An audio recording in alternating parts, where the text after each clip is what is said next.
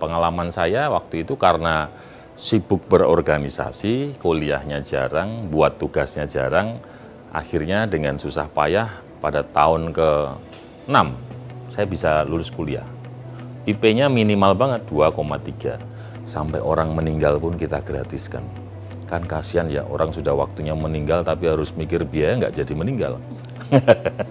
Jadi kita gratiskan. Ya kan kadang-kadang mau memakamkan saudaranya aja bingung karena tempat pemakaman umum harus bayar. Ini kita gratiskan semua. Mas, sudah diberitahu sama Pak Mensesnek? Belum. Loh, mosok tentang apa? Minggu depan kamu dilantik LKWP. Oh, siap. Terus sehari 2 hari kemudian Pak Mensesnek, Pak Pratik telepon, hari Minggu bisa ke Jakarta. Bisa acara apa Pak Menteri? Ya Senin kan kamu dilantik.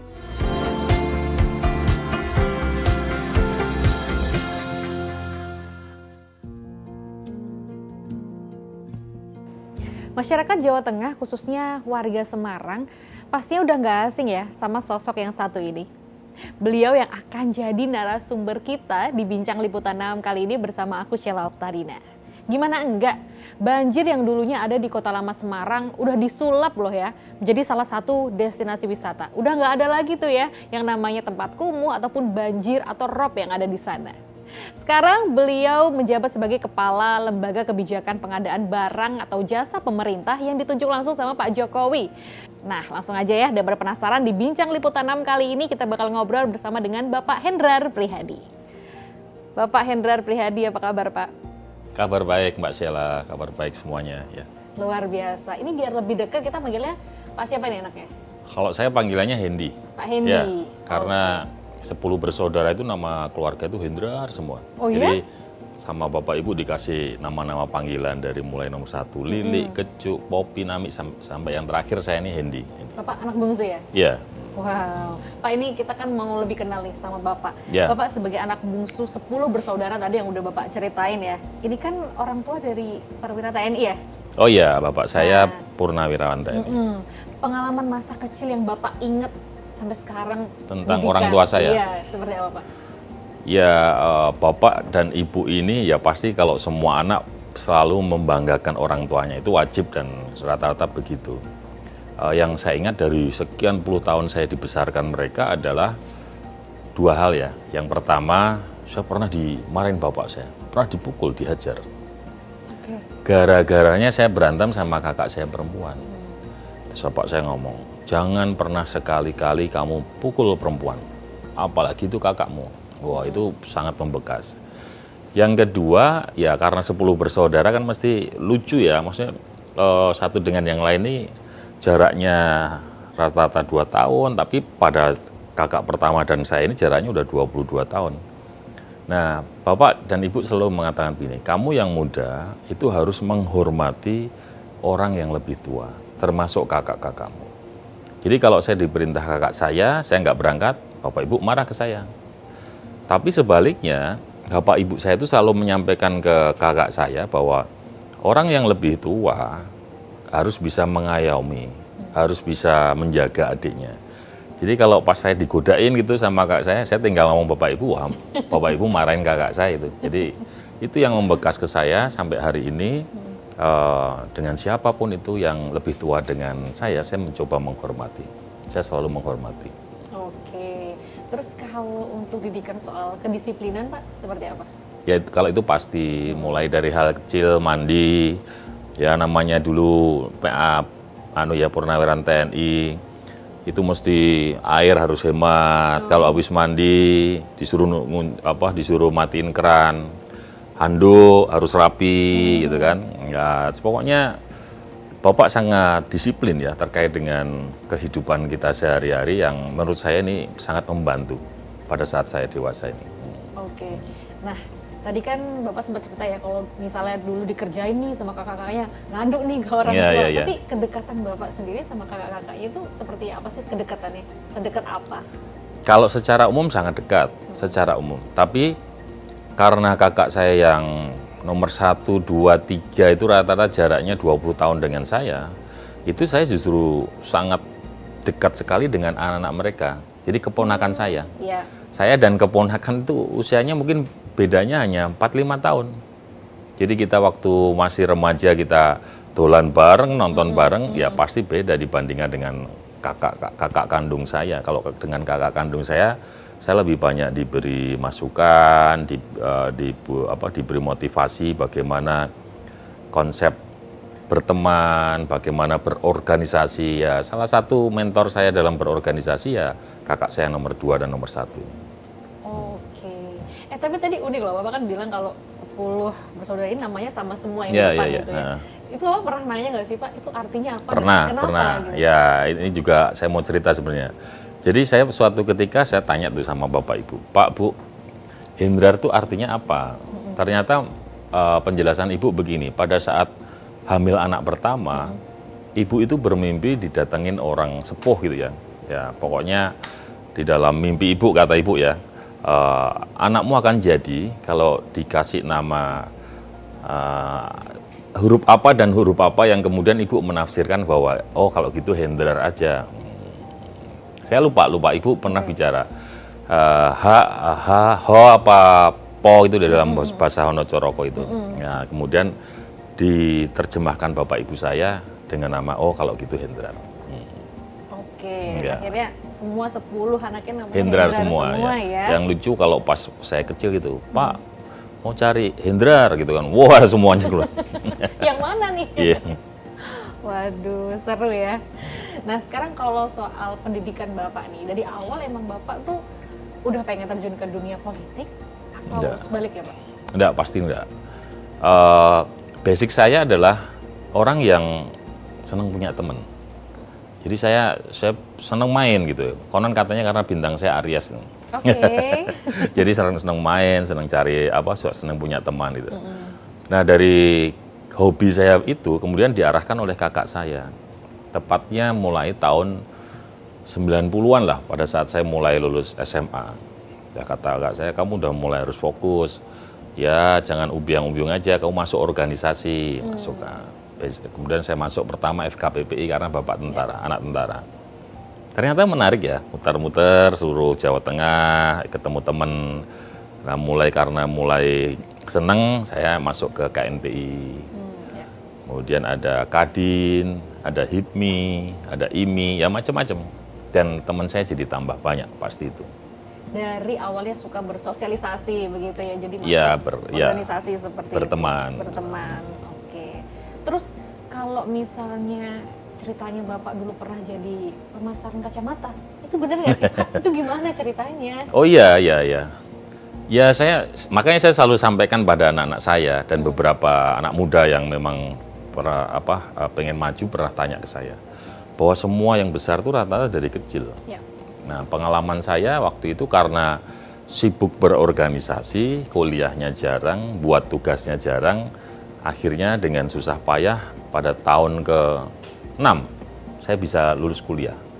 IP-nya minimal banget 2,3. Wow. Ya kan? Apa yang terjadi dengan IP 2,3? Mau jadi PNS tidak diterima, BUMN tidak bisa karena kan rata-rata mereka IP-nya 2,7 dan satu-satunya cara ya saya melamar bekerja dari sekian perusahaan, saya diterima di satu perusahaan alat kesehatan. Nah di situ bosnya bilang, saya ada pekerjaan buat kamu, tapi jualan lensa kacamata, kamu bisa nggak? Oh bisa, sepanjang Bapak kasih masukan ke saya, target saya seperti apa. Wah ternyata seru ya, kalau orang ya ada yang mengatakan, kenapa sih kamu sales dan seterusnya? Ya, buat saya ini tuntutan lah ya, tuntutan bahwa saya punya keluarga kecil yang baru saja saya bentuk, saya menikah dengan istri saya harus kasih makan keluarga saya kan. Yang kedua ini tantangan karena ada bos yang ngasih tanggung jawab ke saya menjualkan lensa ini, tidak hanya sebagai sebuah sales, saya mengatakan gimana caranya saya harus belajar supaya penjualan saya keren. Wah, dan alhamdulillah dari pengalaman selama setahun saya sebagai sales itu saya mempunyai sebuah jurus ilmu yang hari ini saya akan sampaikan ke Mbak Sela. Jualan produk itu sangat gampang. Percaya nggak? Gimana Pak? Yang susah itu nagihnya. Ya. Jadi kita mau jual apa saja itu Iya, iya. gampang sekali ya. Yang susah itu adalah nagihnya. Jadi mesti ada pola-pola pembayaran yang kita mesti diskusikan sama pembeli kita supaya Customer gitu ya. supaya mereka kemudian tertarik untuk beli produk kita. Misalnya bisa nyicil, bisa Tepat, kredit ya, begitu ya, ya. ya. Oke, itu berapa lama Pak? Berapa tahun? 1 tahun. Karena saya ingat kenapa 1 tahun. Pasca 1 tahun saya bekerja itu di akhir tahun kan kemudian ada penilaian penjualan terbanyak lensa se-Indonesia. Dan saya masuk di 10 besar se-Indonesia. Kemudian kita dikirim ke Thailand, ke Malaysia, lihat pabriknya secara langsung. Di situ saya ketemu bos-bos distributor lensa itu. Salah satunya bos Jakarta. Kemudian saya ditawari, kamu mau nggak pindah Jakarta? Kamu masih muda kan? Perjalananmu masih panjang. Udah pokoknya di tempatku aja. Nanti pasti kamu berkembang lebih baik. Gimana ya? Terus saya sampaikan ke bos saya yang di Semarang. Kata bos saya, semua pilihan tergantung saya. Siap, Pak saya izin ya, saya resign, saya mau pindah ke Jakarta. Pindahlah ke Jakarta itu bulan, katakanlah Januari lah. Januari 1998. Lagi ngapalin jalan, saya tinggal di tempat kakak saya di Pondok Gede, kantor saya di Klender gitu kan. Itu saya ngapalin tiap hari, kadang naik angkutan umum, mikrolet, kadang dipinjemin mobil kakak saya. Baru berapa bulan kantor saya dibakar. Kerusuhan 98 kan. Iya. Waduh, ya sudah mau pulang. Gengsi ya. Saya malu sama istri saya kan, waktu itu kan istri saya belum saya ajak. Karena waktu itu saya sempat sok-sokan, pokoknya nanti kalau di Jakarta sukses, mama saya ajak ke Jakarta. Lah ini kok kantornya baru berapa bulan udah dibakar orang. Jadi tapi saya tetap mencoba bertahan hidup. Wah macam-macam. Ketemu peluang jualan ikan. Ikan hias atau? Bukan Mbak Sela. Itu di Tanjung Priok pada saat tahun 98 itu, pasca kerusuhan reformasi. Itu setiap hari Jumat itu ada satu perusahaan ikan, ya PT apa saya lupa itu, yang di depan pabriknya itu selalu rame. Nah iseng-iseng karena nggak ada kerjaan kan, saya ikut nimbrung. Kenapa? Oh ternyata mereka melelang ini loh, ikan-ikan yang size-nya itu nggak bisa buat ekspor. Kan pasca itu kan dolar kan naik sedemikian kuat kan, sehingga pengusaha hari itu peluangnya adalah mengekspor. Nah salah satu perusahaan ikan itu kemudian misalnya untuk panjang ikan harus 30 minimal, ini yang kurang dari 30 dilelang. Tun dibuat kemudian stick, tuna stick yang ukurannya nggak gede dilelang. Kepala kakap tuh nggak laku zaman segitu. Jadi itu juga dilelang. Lah waktu saya tinggal di Pondok Gede, itu di depan rumah itu ada 3 rumah makan Padang. Saya bilang, kalau beli kepala kakap berapa? Sekian. Kamu mau nggak beli dari saya? Kayak apa Pak contohnya? Saya beli tuh. Wah Pak, cocok nih Pak, gede-gede Pak, saya mau. Ya udah, akhirnya hampir setengah tahun saya jualan ikan itu.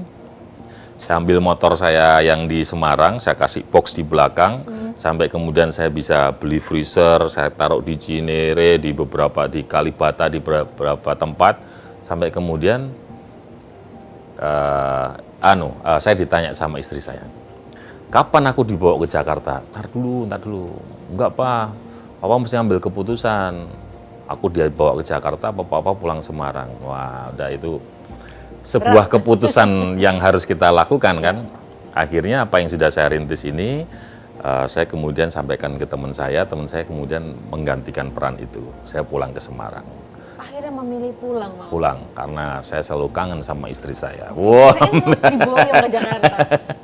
Kirain langsung diboyong ke Jakarta. Enggak. Waktu itu kok kenapa keputusannya begitu ya? Saya merasa waktu itu Jakarta itu banyak waktu kita terbuang di jalan ya. Waktu itu ya. Jadi wah ini memang benar-benar butuh energi yang luar biasa untuk menaklukkan Jakarta ini. Jadi saya pulang dulu dan saya memutuskan sekolah. Pulang saya sekolah di tahun 99 awal, ambil S2. Itu dikit cerita kenapa saya waktu itu bisa sampai Jakarta. Jadi istilahnya bisa sempat mencicipi ya kehidupan Jakarta dan Setahun Jakarta ya, ya. Pak ya. Oke. Nah terus pas kembali ke Semarang sekolah itu ngambil jurusan apa Pak? Saya ambil S2 itu Magister Manajemen di Undip. Oke. Ya. Itu ada ceritanya juga. Gimana? Karena waktu itu ya, di awal-awal saya bekerja di perusahaan yang sempat menawari saya untuk melanjutkan karir di Jakarta, saya melihat kompetisinya itu bukan pada sebuah output. Saya waktu itu punya temen usia hampir sama, tapi dia udah MM. Saya belum. Nah, bos saya itu lebih percaya sama teman saya yang punya titel MM itu. Jadi akhirnya, oh mungkin saya harus nambahin titel saya. Nah, kemudian saya melanjutkan sekolah itu di Undip. Itu motivasinya ya? Iya. Oke. Terus cerita tentang yang Bapak ngambil S3 tentang Smart City? Ya sama, kalau waktu saya ngambil S3, saya juga banyak bertanya sama senior-senior akademisi yang mereka rata-rata sudah punya gelar doktor. Mereka bilang, udah persiapan aja Pak Endi, pokoknya sepanjang ada waktu, Pak Endi ngambil S3. Kuliahnya gimana? Udah, ini kita ada kelas weekend, hari Jumat Sabtu. 2 hari ini Pak Endi fokus pada sekolah, yang lainnya udah ditinggal aja. Terus, apa ya kira-kira yang saya sampaikan di dalam disertasi saya? Cari beberapa kebijakan yang kemudian Pak Endi menemukan itu ada sebuah manfaatnya yang bisa ditiru oleh kota lain. Saya ketemu 2013 Semarang kan melonceng namanya Smart City. Ya akhirnya itu yang kemudian kita buat sebagai dasar untuk bisa membuat disertasi S3. Oke, tapi dari bayangan Bapak gitu ya, Bapak tertarik juga di Smart City, Bapak mau punya vision tuh apa sih? Tentang Smart City ini? Oh gini, jadi saya ingat ya 2012-2013 sih banyak kota-kota di dunia kemudian diulas. New York, Tokyo, Singapura, mereka kemudian memanfaatkan momentum kemajuan teknologi informasi itu untuk membuat kotanya berkembang sedemikian cepat. Tapi pemahaman Smart City yang saya baca waktu itu kan butuh duit banyak sekali, triliunan untuk mempersiapkan teknologi, mempersiapkan alat-alatnya itu kan. Nah, menurut saya kota-kota besar di Indonesia nggak boleh ketinggalan. Jakarta sudah memulai itu 2013. Saya bilang dengan kemampuan APBD Semarang, masa kita harus menunggu besok-besok, saya bilang sama teman-teman. Terus gimana Pak? Kita buat Smart City aja. Tapi konsepnya adalah bagaimana kemudian program kita itu bisa memudahkan masyarakat untuk mendapatkan pelayanan dari pemerintah. Kalau kemudian kita butuh teknologi, itu adalah sebagai pelengkapnya, alatnya. Nah akhirnya kita gandeng Telkom, pemasangan wifi gitu kan. Kemudian kita anggarkan juga sempat 10.500 CCTV kita pasang di tiap RT. Kenapa di tiap RT? Ini ada ceritanya. Pak Kapolrestabes saya waktu itu di tahun 2013 mencoba mengungkap kasus pembunuhan. Ternyata mereka pakai CCTV. Ada di sebuah ruas jalan, pembunuhannya terungkap, kemudian pembunuhnya lari, pada saat belok ke sebuah jalan udah hilang karena nggak ada CCTV yang memantau itu. Oke, dalam pikiran saya kalau kemudian semua ruas jalan bisa tersambung CCTV, pasti bisa mengungkap banyak kasus. Dan itu menjadi komitmen kita dengan Pak Kapolrestabes. Kita siapin CCTV tingkat RT, dan alhamdulillah loh. Jadi di hari-hari setelah itu saya sama Pak Kapolrestabes selalu tanya, kejadian menonjol apa? Kemarin ada yang nyuri motor, sudah ditangkap? Sudah Pak, kan gitu. Cepat, nangkepnya tuh dalam hitungan hari. Kemarin ada pembunuhan, sudah ditangkap Pak? Sudah. Jadi semua jejaknya sekarang hari ini di Semarang bisa terdeteksi karena CCTV itu. Wow, luar biasa. Gak usah diragukan lagi lah ya tentang sepak terjang Bapak sebagai wali ya harus kota diragukan, Semarang juga. Mbak Sela kan baru ketemu saya, harus meragukan juga. Oh gitu ya. Ya habis ini kita bisa sering ketemu nih Pak. Gitu kalau ya. ada project-project Pak, boleh. Nah, ketika Bapak jadi wali kota Semarang nih, apa sih yang udah banyak dilakukan ya? Karena Bapak ini dapat penghargaan juga loh Pak. Bapak juga menangani banjir, itu kota lama Semarang jadi bagus, itu kan juga kinerja Bapak. Ya begini, kalau saya meyakini kata orang bijak, ada orang ada masanya, Ya. ada masa ada orangnya. Hari ini kan pasti wali kotanya sudah bukan saya. Jadi Saya nggak mau komentar banyak tentang hal-hal yang ada di Semarang, tapi waktu itu saya merasa bahwa konsep yang paling bagus untuk bisa membuat wilayah itu berkembang cepat, perlu ada partisipasi masyarakat. Nah, saya coba lakukan itu. Masyarakat harus dibuat percaya dengan pemerintahnya, kemudian dia ikut nyengkuyung, dia ikut terlibat aktif, wah pasti cepat. Dan waktu itu menurut saya, masyarakat Semarang sangat membantu kita untuk bisa membuat Semarang berkembang lebih baik. Jadi kalau ada bonus gitu ya, penghargaan, ya itu buat masyarakat, bukan buat saya. Jadi saya lupa. Lupa saking banyaknya penghargaan yang Bukan, Bapak karena dapat itu ya. buat mereka, bukan buat saya. Nah, pas Bapak maju pertama kali sebagai calon wali kota Semarang, ini kan suaranya perolehannya 46% ya? Itu di 2015, ya. Tapi terus signifikan naik nih Pak, menjadi 91,57% gitu. Ya. Ini seperti tadi Bapak bilang, membangun kepercayaan masyarakat gitu ya. Apa yang Bapak berikan gitu, sehingga masyarakat itu memberikan kepercayaan yang tinggi kepada Bapak? Ya pasti pertanyaannya harusnya ke masyarakat, bukan ke saya. Tapi itu tadi di awal Mbak Sheila, saya mencoba menyampaikan pesan kepada masyarakat bahwa pemerintah itu adalah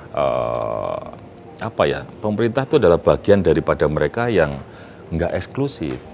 Mereka bisa kok ngadu ke kita, mereka bisa melaporkan hal-hal yang membuat mereka resah, mereka galau, mereka nggak nyaman kepada kita, dan kita pasti akan hadir untuk berikan solusi. Salah satu program yang waktu itu saya ingat adalah pemerintah harus hadir di saat mereka lahir sampai meninggal. Dan kami udah buat program itu.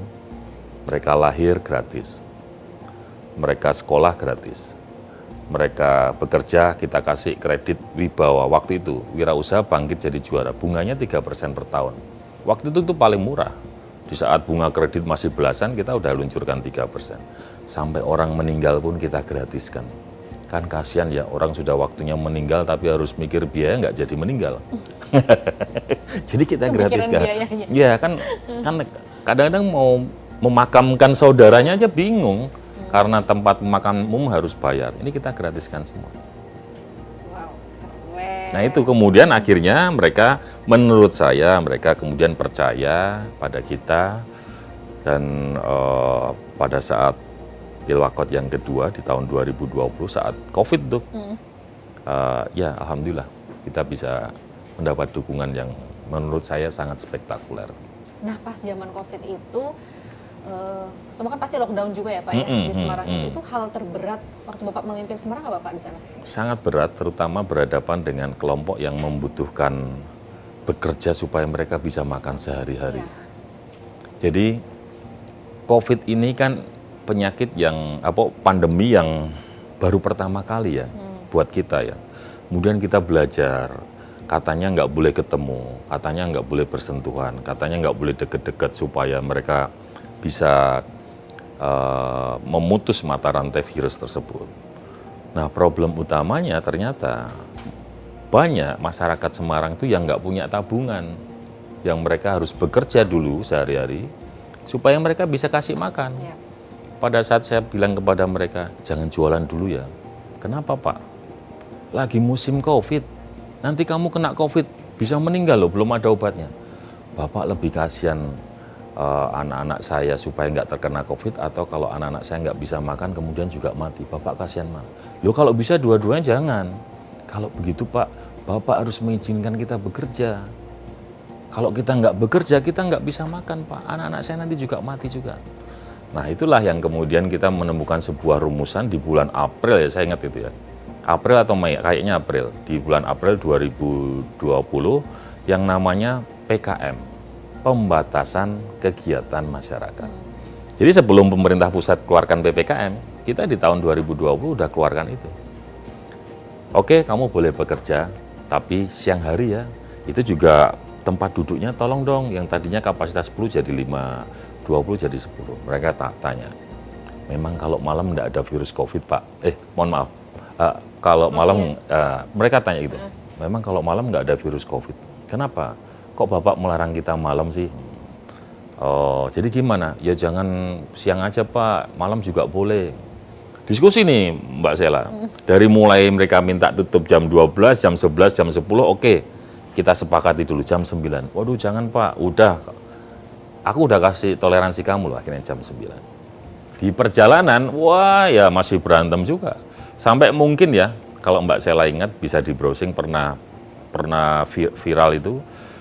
Teman-teman saya satpol saking gemesnya pada jam 9 malam itu dia kemudian sikat itu teman-teman PKL yang masih jualan pakai damkar. Mobil damkar itu, waduh saya marahin mereka, nggak kayak gitu caranya. Akhirnya rembuk lagi jam 10 malam. Ya, mereka kemudian bisa memahami kita tutup sampai jam 10 malam. Itu. Dari situ muncul sebuah semangat, ya mesti bareng-bareng ya. Nggak bisa kebijakannya itu top down gitu. Kadang-kadang kita harus mendengarkan yang di bawah ini. Ya, begitu Mbak Sela. Dalam juga ternyata ya. Ketika membayangkan tadi itu pasti sangat teriris yang ngelihatnya waktu disiram air dulu Pak tadi Pak. Iya, iya. Bahkan begini kadang-kadang, saya punya tim Forkompinda yang keren waktu itu, Pak Kapolrestabes, Pak Dandim, Pak Kajari gitu ya. Kita turun, udah waktunya 9:30 nih. Pak, saya dari tadi belum ada yang laku. Udah berapa itu semuanya? Kata Pak Kapolrestabes. Ya kalau dibeli semua 200, kita beli 200. Makanannya bungkus. Nih Pak, enggak, ini kebagiin ke tetanggamu, muter lagi muter. Jadi waktu itu memang, wah situasinya kita lagi diuji bener untuk bisa menenangkan masyarakat karena pandemi COVID. Dan saya selalu bersyukur, alhamdulillah pemerintah pusat kemudian memberikan instruksi ke pemerintah daerah, kita mampu mengatasi itu dengan baik. Luar biasa. Siap. Itu tadi perjalanan Bapak sebagai Wali Kota Semarang ya. Ya. Tapi kalau sekarang udah menjadi Kepala LKPP ini pasti ada ceritanya Pak. Ceritanya gimana Pak? Ya ceritanya sangat cepat ya, sangat cepat ya. Saya rasa karena dinamika politik juga. Tapi saya selalu menyampaikan pada keluarga terutama bahwa papa ini bisa begini ya karena partai loh Dek, karena partai loh Ma. Jadi papa harus siap ditugaskan di mana-mana aja. Kan saya pernah ditugasi jadi Dewan Provinsi, pernah wakil wali kota. Jadi pada saat kemudian harus ke LKPP, karena ini adalah sebuah tugas ya kita siap aja. Jadi sangat cepat sekali. Saya ingat kok waktu itu saya ditelepon lagi wisuda anak saya oleh Pak Menseskap ya, Pak Pram kan. Gimana Dek, ada di sini Mas, sudah diberitahu sama Pak Mensesnek? Belum, loh mosok, tentang apa? Minggu depan kamu di lantai LKPP, oh siap. Terus sehari 2 hari kemudian Pak Mensesnek, Pak Pratek telepon, hari Minggu bisa ke Jakarta, bisa acara apa Pak Menteri? Ya Senin kan kamu dilantik. Nah, memang Ibu, maksudnya Ibu Mega, Ibu belum menyampaikan ini. Oh iya siap, kayaknya sudah. Jadi siap begitu. Sedia ya? Siap. Jadi saya hari Minggu ke Jakarta, nggak ngerti harus tidur di mana, terus kemudian bajunya seperti apa, saya bawa kan dari Semarang. Akhirnya saya nginep di situ, di Menteng itu, ada apartemen apa itu ya. Pokoknya saya lihat ada apartemen lumayan, saya sewa dulu. Nggak ada ininya, cuciannya, nggak apa tuh, laundrynya nggak ada, jadi numpuk. Saya bajunya itu terus selama seminggu di LKPP nih. Ya alhamdulillah kemudian setelah seminggu ini baru tahu ada rumah dinas, ada kendaraan dinas, ada. Oke, jadi yang tadinya nggak tahu laundry di mana, udah laundry sekarang Pak. Sudah ya. Oke, bentar sebelum akhirnya kita lanjut ngobrolin soal LKPP ini, aku mau tanya strategi Bapak nih. Waktu kita mundur lagi ya Pak ya, sebagai Wali Kota Semarang. Bahkan Bapak ini dinilai sebagai orang yang unggul dalam menangani banjir yang ada di sana. Itu kan ya salah satunya di Kota Lama Semarang itu loh Pak. Kumuh banjir, ini bisa surut, bisa jadi bagus. Itu apa teknik yang Bapak lakukan? Ya sebenarnya kalau dibilang 100% juga tidak, karena perubahan iklim ini sedemikian cepat. Kita udah nyusun perencanaan, kita bangun dengan diameter misalnya 1 meter untuk saluran, tiba-tiba hari ini kalau kita cek 1 meter udah nggak mampu menampung hujan. Tapi prinsipnya sebenarnya adalah bagaimana kita memanage air itu dengan baik. Semarang ini kan pesisir, dia punya perbukitan, dia punya dataran rendah, dia punya perbatasan dengan laut. Kalau pas musim hujan, ya gimana caranya air itu yang dari atas tidak langsung ke bawah. Maka ada namanya program sumur resapan, ada namanya program jadi dari rumah air hujan itu kemudian ditampung dimasukkan di dalam sebuah kolam, itu juga kita lakukan di beberapa. Termasuk yang paling penting adalah mengawal supaya tata ruang yang dari daerah atas itu bisa dijaga, tidak semuanya terbuka. Harus ada daerah-daerah yang kita buat tetap hijau, dilarang untuk membangun di situ. Itu penting sekali. Nah, bagaimana yang di bawah? Yang di bawah pasti harus dibuat saluran-saluran yang memadai supaya mengalir ke laut.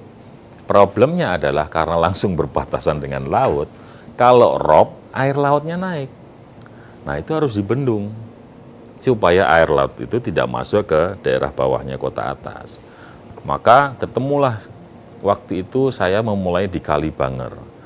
Kan orang selalu cerita ya, puluhan miliar, ratusan miliar. Loh, kalau teori begitu Pak, kenapa nggak Kalibanger ini kita coba bendung? Coba kita lihat Kalibanger itu. Ini kan panjangnya mungkin katakanlah 20 meter di muara. Kita tutup aja. Itu cari tanah-tanah kita tutup. Lalu kita pengadaan pompa di situ, pada saat banjir airnya dinaikkan ke laut. Loh, efektif.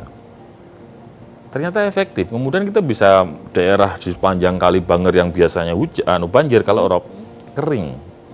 Oh, alhamdulillah. Nah, teori itu kemudian kita praktekkan di beberapa muara sungai, dan alhamdulillah zaman Pak Basuki ini, Pak Menteri PUPR ini, beliau setuju dengan konsep itu.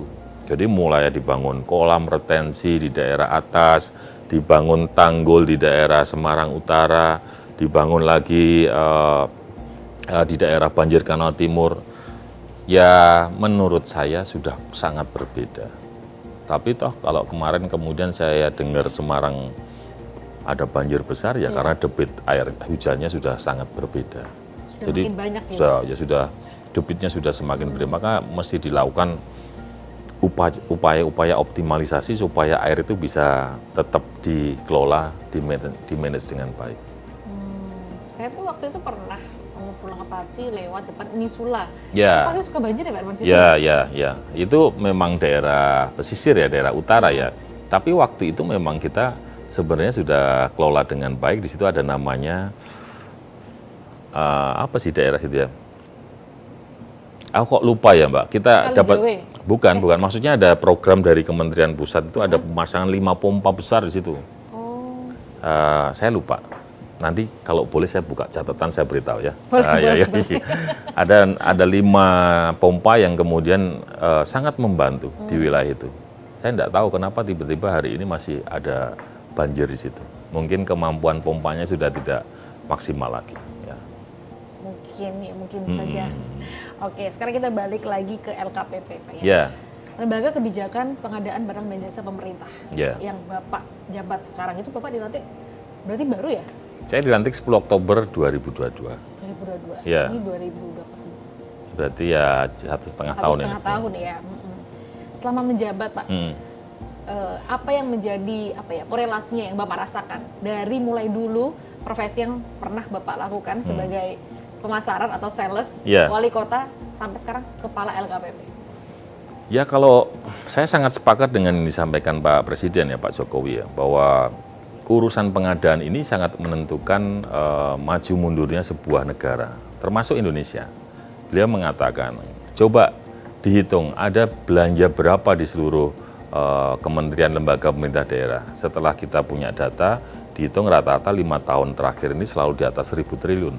2023, 1.226 triliun. Kan ada APBN, tapi kan kemudian ada untuk gaji dan lain-lain. Kalau ini yang kita hitungan, kita sampaikan khusus untuk belanja.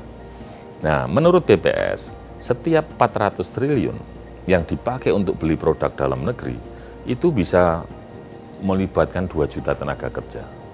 Bisa kemudian menaikkan pertumbuhan ekonomi 1,5 sampai 1,8%. Jadi, kata Pak Presiden, kalau Pak Hendy hari ini mampu membuat kebijakan yang bisa membuat belanja itu didominasi dengan produk dalam negeri, Indonesia akan maju. Karena minimal 6 juta orang akan terlibat, bekerja, mengurangi pengangguran, dan ada tambahan sekitar 4,5 4% dari pertumbuhan ekonomi yang ada hari ini sekitar 5. Jadi Indonesia akan terus tumbuh berkembang dengan baik. Siap Pak Presiden. Maka kemudian saya mencatat perintah beliau waktu itu, pengadaan barang jasa harus pro produk dalam negeri. Pengadaan barang jasa harus pro UMKK, usaha mikro kecil koperasi. Sistem pengadaan barang jasa yang akan diterapkan harus kemudian memenuhi unsur supaya sistemnya transparan, efisien, dan mempercepat proses penyerapan anggaran. Muncullah namanya katalog, e-katalog. Jadi saya beruntung ya menggantikan Pak Anas, karena Pak Anas itu Pak Azwar Anas sudah memberikan fondasi yang sangat baik untuk arah itu. Nah, cuman hari ini PR kami adalah bagaimana kemudian pengadaan barang jasa ini harus punya undang-undang. Nah, kita lagi menyusun itu. Doain bisa selesai. Yang kedua, katalog yang lama ini ternyata dikeluhkan oleh teman-teman di pengadaan barang jasa. Zaman sudah maju, zaman sudah online, katalognya pemerintah cuma bisa buat transaksi. Pas membayar, kenapa harus pakai model konvensional Pak? Nanti kita ketemu lagi. Oke. Kemudian kerjasamalah kita dengan Telkom, 28 Maret lalu sudah diluncurkan katalog terbaru versi 6. Jadi tidak hanya mulai transaksi, tapi juga pengiriman dan pembayarannya dia bisa lewat e-katalog tadi. Satu lagi. Di tahun 2022, Pak Anas kemudian melakukan namanya konsolidasi harga pengadaan. Jadi kan harganya beraneka ragam. Pak Anas kemudian membuat fondasi, proyek pengadaan yang besar itu dikonsolidasi dulu Pak Endi. Dia waktu itu bisa melakukan efisiensi 1,5 triliun untuk pengadaan laptop yang ada di Kementerian Pendidikan kalau nggak salah. Nah di tahun 2024, 2023 Alhamdulillah teman-teman juga kita minta untuk terus aktif melakukan konsolidasi, termasuk yang terakhir itu untuk pengadaan alat-alat KPU, logistiknya. Kemudian beberapa tempat yang lain kita sudah efisiensi sampai 2,1 triliun. Jadi ini penting, Pak. Saya bilang, wah enak ya di LKPP, semuanya terukur. Jadi kita tinggal menjalankan perintah Pak Presiden, kepengennya seperti apa, dan kita bisa sajikan data itu dengan data-data yang terukur. Jadi mudah-mudahan sampai ke bawahnya itu kemudian bisa memahami pengadaan barang jasa tidak hanya untuk keuntungan oknum-oknum dalam konteks pribadi, tapi justru mampu menggerakkan ekonomi di daerah. Keren. Nah, barang-barangnya yang diadain contohnya apa aja Pak? Sekarang ini yang Bapak lakukan? Semuanya, asal itu APBN, APBD. Contoh yang di ruangan ini. Karena ini kantor, beli kursinya pasti APBN. Apalagi ya, rehab ini APBN. Nah, maksudnya Pak Presiden yang kemudian diterjemahkan dalam Impres 2 tahun 2022, ya kalau ada pengusaha lokal yang bisa buat kursi ini, jangan beli barang impor dong. Gitu loh. Kalau kemudian ada pengusaha lokal yang bisa buat TV, ya jangan beli merek impor. Tapi apakah merek impor itu kemudian tidak boleh datang tidak boleh dibeli? Boleh, asal perusahaan-perusahaan luar negeri itu mau berinvestasi di Semarang. Mohon maaf, berinvestasi di Indonesia. Mereka kemudian membuat pabrik dengan mereknya mereka, ya enggak apa-apa, artinya akan muncul namanya TKDN. Komponen dalam negeri mereka berapa, dan itu pasti bisa menaikkan ekonomi Indonesia juga.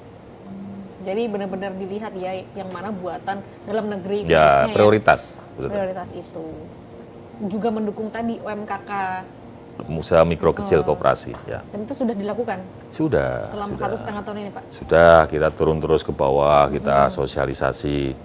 Memang merubah kebiasaan itu hal yang nggak mudah. Kan mereka kemudian tanya, mereka berargumen, ya ini kemudian kita rumuskan terus. Di awal-awal waktu saya ngomong produk dalam negeri gitu ya, ada yang setuju, ada juga kemudian melakukan sebuah penolakan. Misalnya begini, itu anggaranmu tuh catatannya tuh untuk produk dalam negeri masih kecil loh. Gimana Pak mau beli produk dalam negeri? Harganya mahal. Mosok? Iya Pak, ini contohnya. Ya mahal karena kita nggak pernah beli. Kalau kita beli volumenya banyak, mereka pasti cost produksinya semakin kecil. Yuk beli yuk. Udah gitu Pak, kualitasnya jelek. Loh, kalau kualitas jelek kan urusan kita, urusan pemerintah. Jadi mesti kita sampaikan ke mereka, Pak Bupati sampaikan, Wali Kota sampaikan, kita sampaikan. Barangmu itu kualitasnya kurang baik loh. Dalam sisi apa? Kemasannya. Ini loh caranya begini, kasih pelatihan packaging dan lain-lain. Barangmu itu misalnya kandungan luar negerinya masih terlalu banyak loh. Kan bisa diganti ini. Nah, itu kan fungsi pemerintah. Jangan kita tiba-tiba menghakimi mereka nggak mau beli, ya keliru juga. Oke. Nah, sebagai punya kebijakan pengadaan barang dan jasa pemerintah, ini Ya. berarti semua lini pemerintahan ini request-nya nggak Bapak untuk ngadain barang-barang gitu? Ya, kebijakannya. Kebijakannya Kebi- gitu? ya. Nah, tapi kan anggarannya ada di mereka masing-masing. Ya. Nah, itu biasanya Bapak cross-check juga nggak sih? Maksudnya mereka minta pengadaan apa aja, seperti itu-itunya Pak? Semuanya tercatat di LKPP. Jadi sebelum mereka adakan, misalnya tahun 2024, di akhir tahun mereka sudah harus melaporkan ke Kementerian Keuangan dan LKPP. Jadi ya kita tahu, makanya kita punya catatan, oh tahun ini ada rencana 1.226 triliun untuk dibeli pemerintah lewat kementerian, lembaga, kemudian pemerintah daerah. Nah, kita pantau mana yang produk dalam negerinya dominan, mana yang produk luar negerinya dominan. Yang produk luar negeri, ya kita kemudian koordinasi. Kenapa kamu beli produk luar negeri? Gini, begini, begini. Oke, masuk akal, berarti harus izin pada Kementerian Keuangan. Tapi kenapa beli produk luar negeri? Begini. Loh kan ini kan ada kita punya produk dalam negeri. Mohon maaf, kayaknya enggak bisa loh. Oh gitu Pak, iya. Nanti kalau enggak saya laporkan Pak Presiden. Nah kan gitu, catatannya kan di sana. Jadi efisien lah ya, apa yang memang udah di request pengadaannya udah dicek secara detail, jadi nggak mubazir gitu loh Pak. Kan ada nih ya, mungkin yang dulu-dulu beli-beli apa kek, ternyata ya gitulah. Nah itu juga masuk program kita. Kita kerjasama dengan BPKP, kemudian atas request dari KPK, kita luncurkan namanya e-audit. Ya. E-audit itu adalah sebuah sistem yang kemudian membuat pemerintah daerah, kementerian lembaga, terutama inspekturnya itu bisa memantau sebuah transaksi yang dinilai mencurigakan. Ada 4 komponen. 1 misalnya, Mbak Sela bagian pengadaan. Kemudian pada saat pengadaan yang ditunjuk perusahaan saya, terus itu pasti alarmnya bunyi.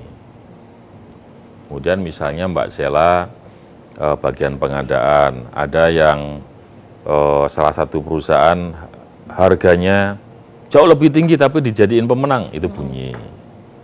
Atau misalnya Mbak Sela bagian pengadaan, perusahaannya sudah beda-beda, tapi nama direkturnya atau komisarisnya ada yang sama terus, nah itu alarmnya bunyi. Nah itu kita sosialisasikan terus kepada teman-teman daerah, kementerian, lembaga, supaya sistem ini bisa mencegah potensi korupsi di dalam pengadaan barang jasa itu. Oke, jadi benar-benar harus dicek ya, jangan sampai kebobolan lagi seperti yang mungkin dulu-dulu pernah kali ya Pak ya? Ya kalau cerita di media kan banyak, ya kita harus jujur dulu ya, pengadaan barang jasa itu sangat rentan. Jadi KPK pernah merilis dari semua jumlah korupsi yang diungkap, paling besar di wilayah pengadaan barang jasa.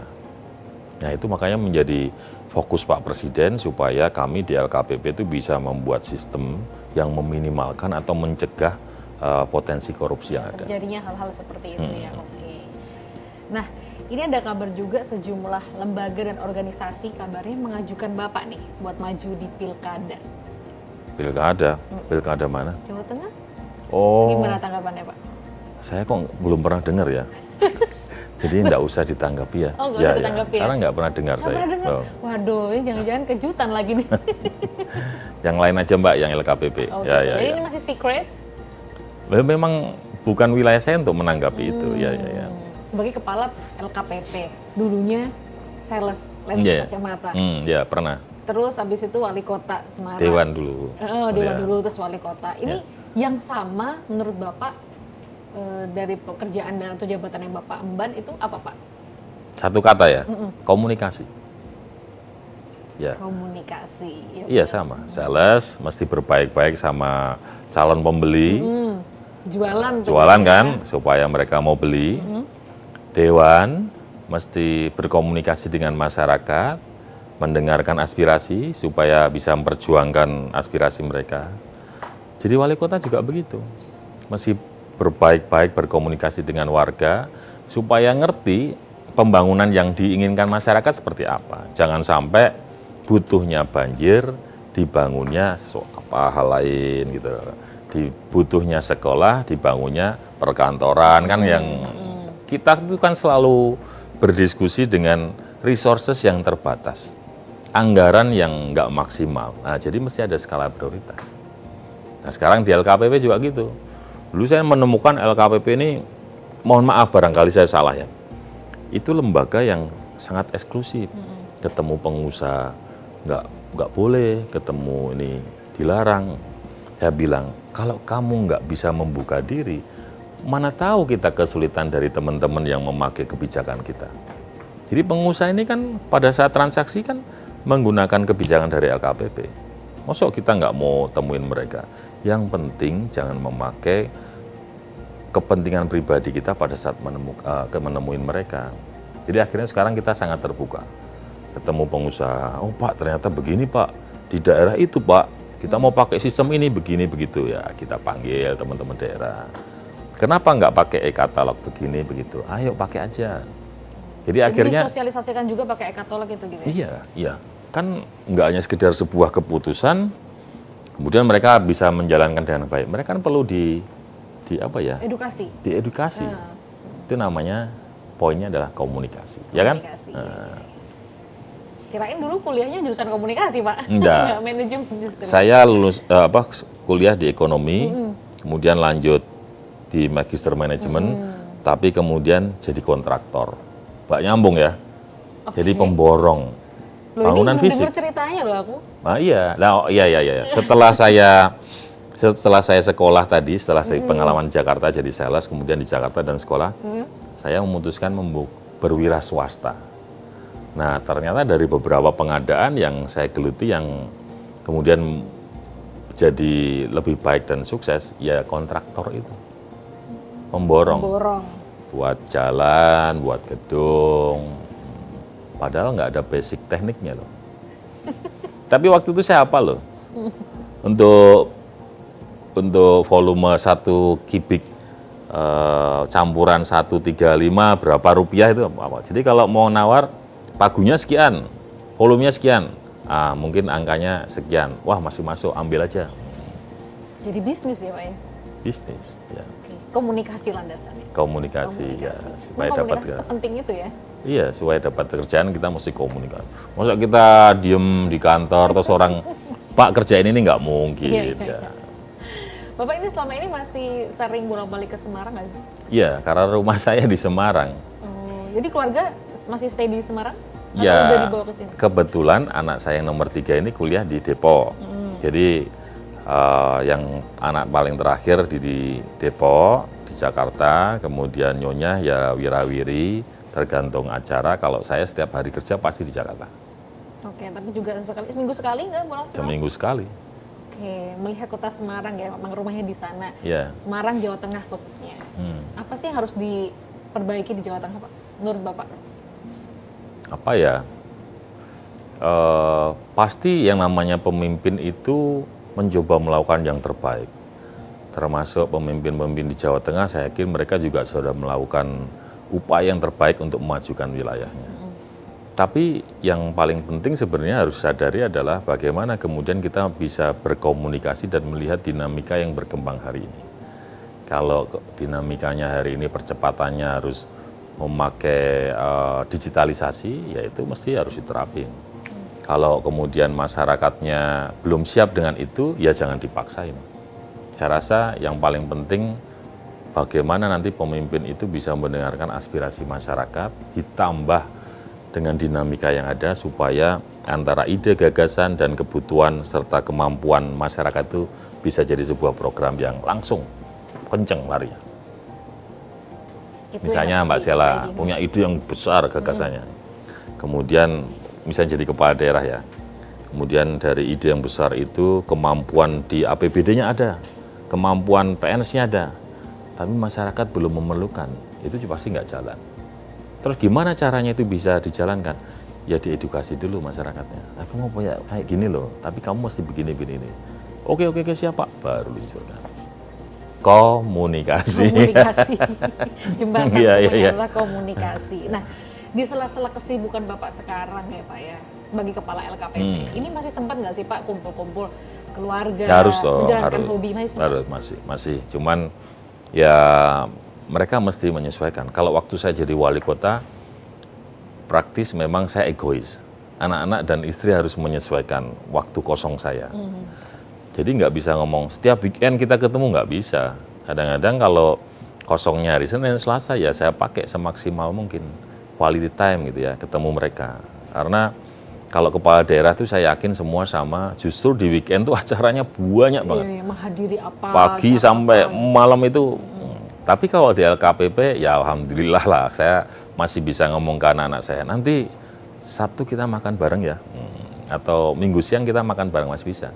Karena kalau di LKPP ini ya kayak orang kantoran gitu ya. Senin sampai Jumat, ya Sabtu Minggu praktis Libur. libur, kecuali ada teman-teman staf yang lagi mantu apa-apa ya kita sempetin datang. Terus Bapak kan ini sangat akrab dengan komunikasi. Ya. Ini kepada anak-anak Bapak sendiri menerapkan pendidikannya seperti apa? Apakah ya komunikasi, apa-apa dikomunikasiin gitu nggak sih Pak? Enggak lah, enggak. Saya mencoba berdemokrasi yang baik di keluarga saya. Eranya beda ya. Zaman muda saya, kita masih sama-sama muda ya, Pak. Dengan zaman muda anak-anak saya, zaman muda Mbak Sela pasti beda. Tapi saya melihat yang penting mereka bertanggung jawab loh. Ambil keputusan misalnya apa ya? Pak, malam ini aku mungkin nggak pulang rumah. Kenapa? Aku mau nonton acara ini. Kalau aku pulang terlalu malam nanti di jalan begini begitu. Oke, yang penting keputusanmu itu bisa dipertanggungjawabkan. Jangan macem-macem, jangan aneh-aneh. Ya Pak, pokoknya besok pagi aku pulang. Itu ya enggak apa-apa. Kalau dulu zaman muda saya mau pulang malam atau tidur di rumah teman, sering nggak bolehnya sama Bapak. Nggak usah, harus pulang rumah. Kalau sekarang ya saya bilang gitu ke anak-anak saya. Atau mau bersekolah juga begitu. Pak, saya mau kayak yang kecil kan, saya masuk fakultas ini. Oh iya, Papa pengen tanya, kenapa alasanmu? Karena pandangan Papa mestinya kamu di fakultas ini. Enggak apa, yakin, ya sudah. Kalau itu keputusanmu. Terus ya coba tes dan alhamdulillah memang diterima. Oke. Terus pas Lebaran kemarin. Ini pertanyaan sampai jam berapa? Kok nggak selesai? Ini terakhir. Ya, Pak. oh ya. Soalnya ngobrol sama Bapak enak. Alhamdulillah, siap. Pas Lebaran kemarin ini mudik Pak, kumpul keluarga yang 10 bersaudara itu pasti ramai banget ya? Ya, kalau waktu ada Bapak Ibu pasti semuanya ke Semarang ya, tempat Bapak Ibu saya. Pasca Bapak Ibu meninggal itu di Gilir. Kadang ke kakak saya yang di Semarang, ada yang di Jakarta. Nah, kalau 2 tahun terakhir karena saya di Jakarta, saya pasti mudik ke Semarang. Pasti saya mengikuti situasi ya macet-macet, berlama-lama di jalan gitu ya. Saya kemarin terutama yang di 2024 barusan tuh, saya ngomong sama anak-anak saya, yuk kita coba naik mobil yuk. Ya Pak, udah kita iring-iringan berdua mobil. Di hari Lebaran kedua. Ya alhamdulillah nggak sepadat sebelum Lebaran, tapi ya masih tetap Jakarta Cirebon waktu itu 7 jam. Ya kita happy aja, kita nikmati pas waktunya macet. Cari pintu keluar yuk, cari makan. Wah, kan kadang nemu tempat makan yang enak, kadang juga nyari kok tutup semua ya seadanya itu. Jadi quality time. Quality time. Itu yang paling penting ya. Oke. Terakhir nih Pak, boleh ngasih pesan-pesan kepada sahabat Liputan 6 khususnya generasi muda nih, biar juga tetap semangat ketika profesi yang diinginkan sampai akhirnya seperti Bapak nih sekarang nih ya, sepak terjangnya dulu gimana Pak? Ya buat semuanya, terutama anak muda ya yang lagi berjuang, buat anak muda yang hari ini terus lagi berjuang untuk bisa menggapai sebuah cita-cita yang lebih baik, sukses. Jadi jangan pernah pantang menyerah, selalu munculkan kreasi, perbedaan-perbedaan yang positif untuk kamu bisa berkompetisi dengan teman-teman yang ada di lingkunganmu. Jadi bahwa itu berhasil atau gagal, terus lakukan mumpung masih muda.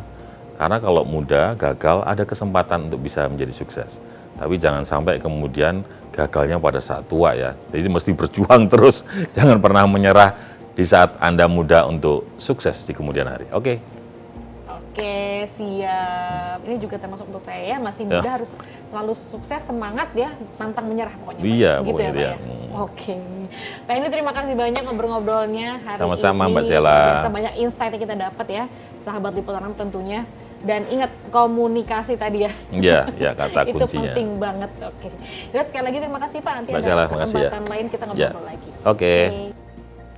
Oke, sahabat Liputan6.com, itu dia tadi bincang Liputan 6 ngobrol kita nih seru banget ya sama Pak Hendy ya. Banyak insight yang kita dapatkan, salah satunya adalah komunikasi yang memang menjadi landasan apapun profesinya dan apapun pekerjaannya. Mudah-mudahan bermanfaat sahabat Liputan6.com.